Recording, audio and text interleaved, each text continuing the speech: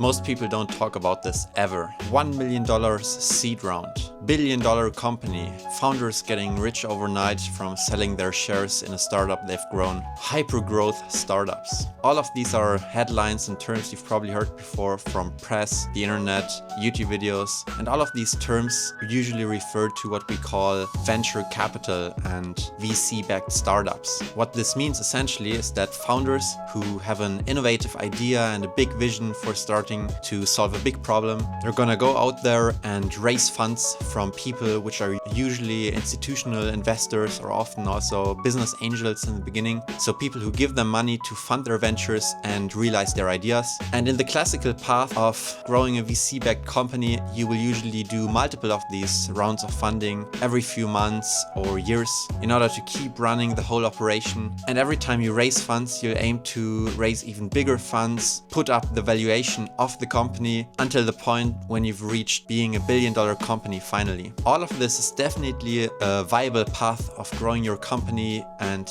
achieving all of your dreams and successes. But what people never talk about is that there's a whole other world that's completely different, which is called indie hacking. And the essential idea is that instead of raising funds, you bootstrap. You grow the company with your own funds out of its own cash flow. It's way more organic and less fueled by external investment. You can expect it to be much slower and the outcomes are usually not as big.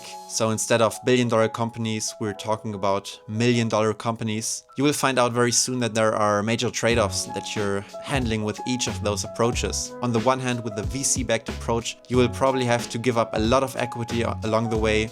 You will give up a lot of freedom and are very constrained by investors and external stakeholders who have certain expectations put on you as the founder. And at the same time, even though you can reach billion-dollar evaluations and even sell at those amounts, it is very, very hard to pull this off and it's a very risky trajectory. The majority of startups doing this won't ever become successful. On the other hand, the bootstrapped approach, much less sexy and slower, is so much more plannable and calculatable. Of course, you cannot guarantee success there either way, but then it's much less risky overall and you keep the control as a founder because you don't give out equity. Essentially, it's optimizing for freedom and independence over the big money and the big success. Are you currently building a company? Either way, bootstrapped or VC-backed, let me know in the comments. Curious to hear. See you tomorrow. I'm posting every day.